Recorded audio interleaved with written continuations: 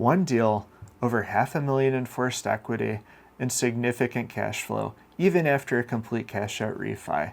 One deal like this can change the trajectory of your life. This video is going to cover how I found this deal, how I took it down, what I did to add all that value, some challenges along the way, the cash out refi process, and some other little anecdotes here and there.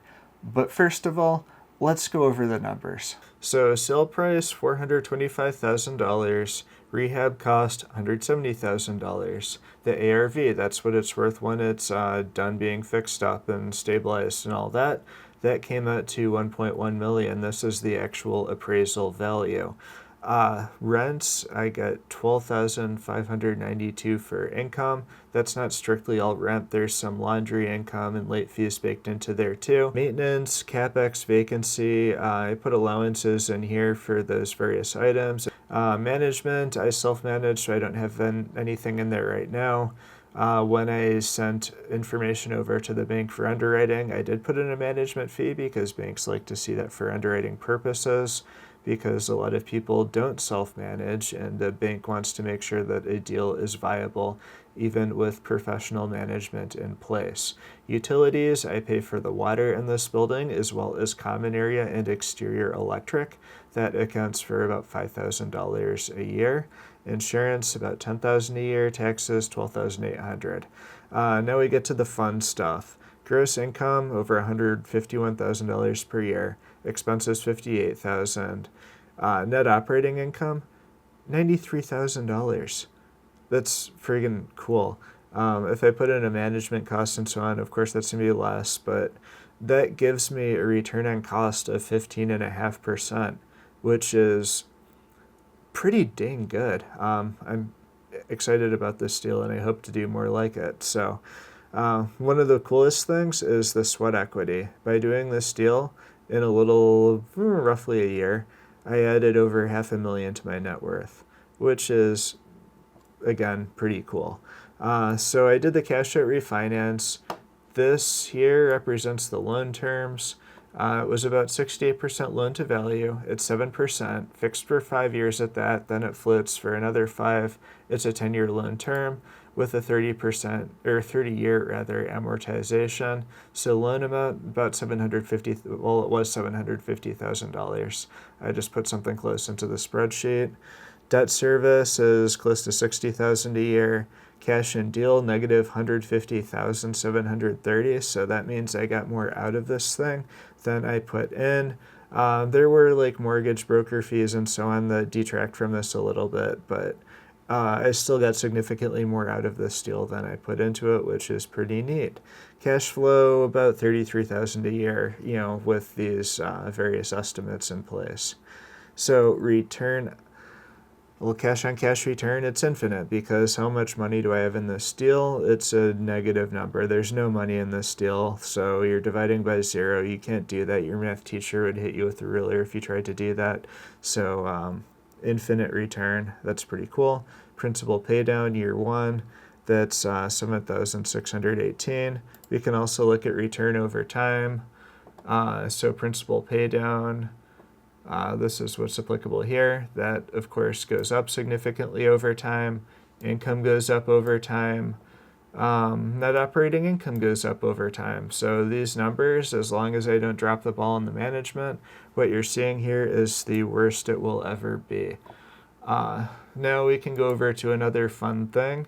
This is actually what I provided to the lender to document my income and expenses for the purpose of doing the cash out refinance. You can see what the rent is for the various units here. You can see what other income I take in. I rented a Wi-Fi password to a tenant, so it's a little extra income. That's a win-win there. These are the expenses. So for the purpose of this, I came up with a net operating income of $89,000. What they came up with, or what the appraiser came up with, was pretty close. They appraised it at $1.1 million at a 7.5 cap. It is 7.5 based on my assumptions. It's a 1.19. So a little bit less, but do I think 1.1 million is a solid appraisal for this? Heck yeah, I'm really happy with that. I think that's a solid, fair number. So yeah, good shot. So now that we've gotten the numbers out of the way, we can cover how I found this deal. Well, it was on the MLS. That's not cool, that's not sexy, but personally, I've found a lot of good deals on the MLS. Things that other people overlook, or maybe there's an opportunity in the deal that isn't readily apparent, and I'm able to find it and capitalize on it. I think that that was the case with this one. A lot of people hype finding off-market deals, and that's fantastic. I'm sure I'll do more of that in the future, but as long as I keep finding good deals with some meat on the bone on the MLS, I think I'll keep doing it because it's a lot easier to just look at listings and see what people want to sell versus try to go out and prospect and like convince a person that, maybe wasn't interested in selling that they should sell to you. So, there are pros and cons to both, but for now, I'll just stick with what's working for me. So once the deal is found, obviously you've got to buy it. So, what did I do? Well, it was actually kind of interesting. It was right before Christmas of 2022, I guess, when this caught my attention.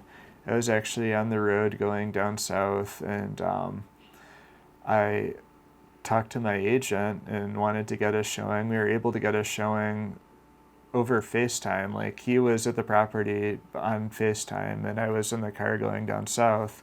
And I just kind of told him where to point the camera, and he showed me what he thought was relevant, and from that I kind of confirmed that yes, indeed, there is a lot of opportunity in this property. It confirmed the suspicions that I had from looking at the listing photos, so we tried to get it under contract. It was owned by a nonprofit, so they were just out for the holidays, not being communicative, and that's fine, that's their thing.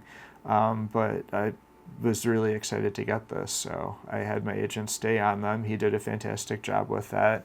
We submitted a letter of intent and ultimately got the thing locked up, and I closed on it January 30th of 2023. To purchase it, I wanted a strong offer, and I could do it, so I offered cash. Some of the money was private money that I raised from a family member. So that's how I took it down. To fund the rehab, that was with credit lines and cash flow from other properties.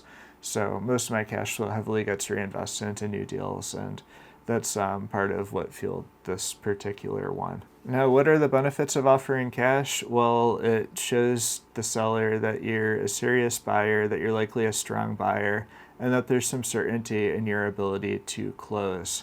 So if the alternative is financing, and financing can fall through for a variety of reasons. So if the seller wants to close without a lot of hassle, they're more likely to go with a cash offer over a financed offer.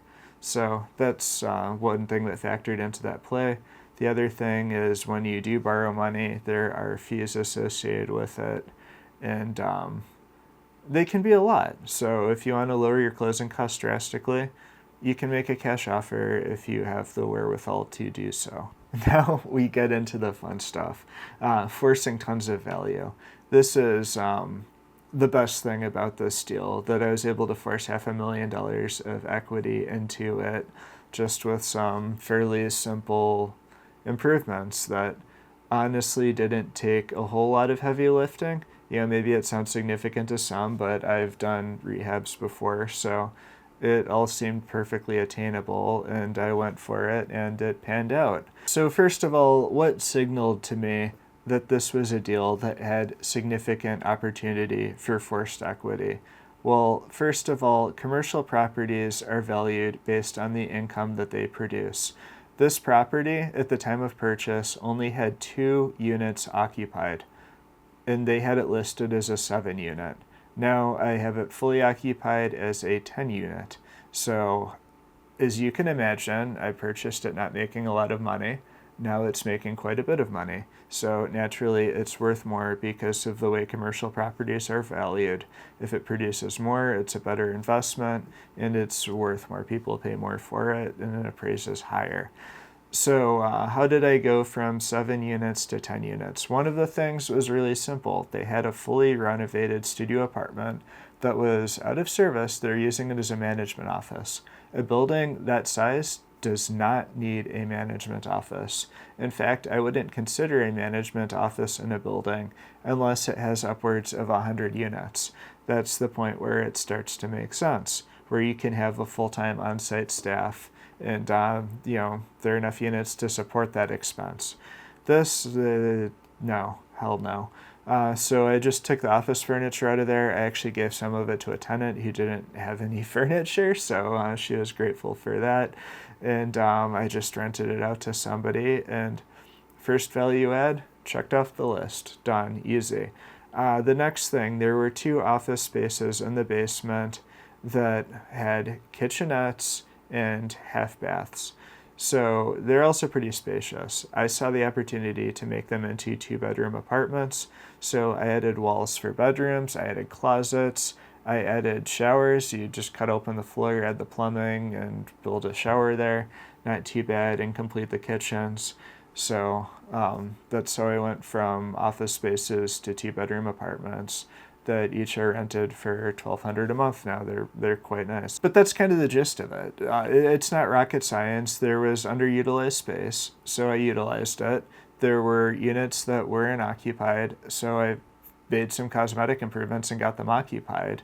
A lot of it's just common sense. And there were some challenges along the way. I wouldn't say it was all smooth sailing. A big ass tree fell on the building, broke some windows, smashed a fence, broke 2 tenants' cars, crushed them.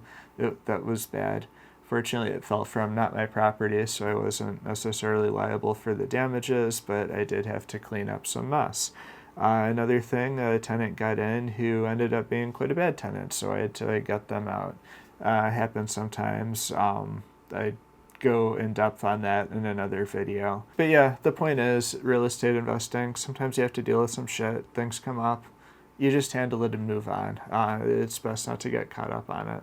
So here we are, about a year's passed. I put about $170,000 into the building that I purchased for $425,000. It's fully occupied, performing very well financially. So I'm like, hey, the value add, it's done. This is mature enough of a deal where it's time to do a cash out refinance. So I talked to some lenders and a mortgage broker and so on. The mortgage broker ended up finding me the best rates and terms. So I went ahead and did the cash out refinance through a credit union that he linked me up with, and loan terms 7% fixed for 5 years, 321 prepayment penalty, 10-year loan term. After 5 years, the rate goes to some reference plus 1.5. So if rates go down, as a lot of people think they will, that actually works out well for me. So that's cool. Hopefully that happens. After I accepted the term sheet, it was time to figure out what this thing was actually worth.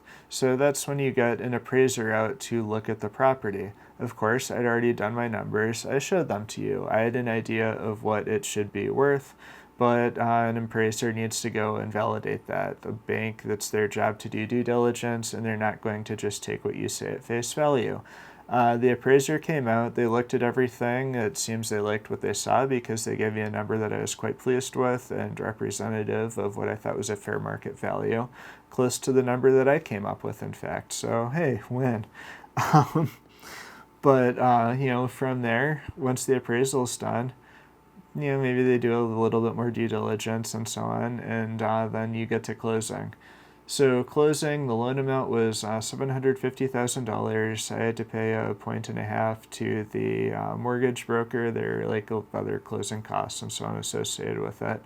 But ultimately, I got everything out of that property that I had into it, and then a fair bit extra, which is, in my view, a slam dunk deal. Some of you right now are probably thinking, oh, $750,000, that's awesome. That's big money. I could do a lot with that. Others of you might be thinking, 750, that's a lot of money. That's very risky. Are you comfortable taking that on? Well, it is a big responsibility. The part of surviving in this industry is being reliable, I think, and meeting your obligations.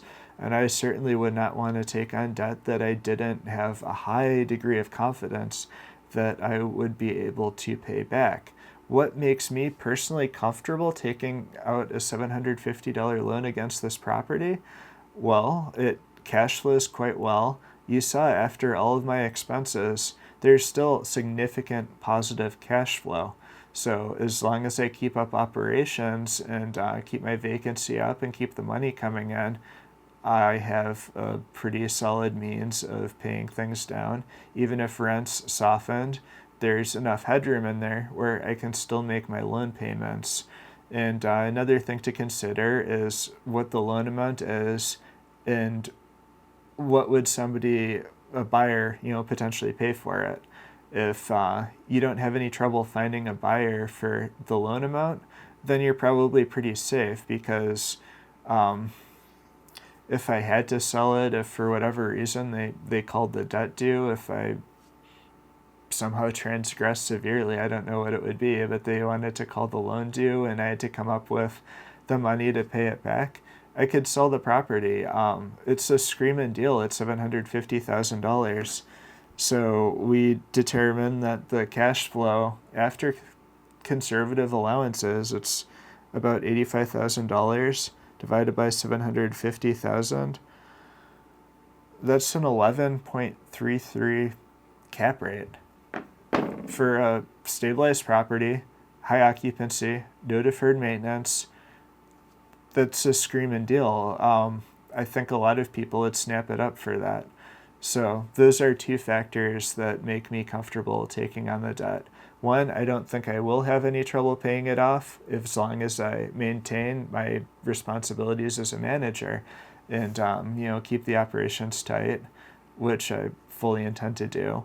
And also, let's say shit hit the fan and I had to sell for whatever reason, I don't think I'd have a lot of trouble finding a buyer for it because it is a nice asset that's performing. So what's next? This deal, it's stable. I just have to keep the operation solid and, keep things growing in a positive trajectory. That's not a big deal. I've done that with plenty of other properties. It's work, of course, but it's work that I know how to do and work that I'm comfortable with. So now I've had that nice liquidity event where I was able to pay down my credit lines and have some cash left over. So I'm looking for new deals right now. If you have something in the Metro Detroit area that you think is solid, that, maybe 20 to 40 unit range, let me know. I'm looking at one on Wednesday, and hopefully it is what I think it could be. Hopefully if it is that, I'm able to buy it. But just looking for the next thing. Otherwise, living life, having a good time. Hopefully you found this informative. If you did and you stuck around to the end, thank you. Maybe consider doing the YouTube stuff. You know what that is, the liking, the subscribing, the this and that. And have a good one.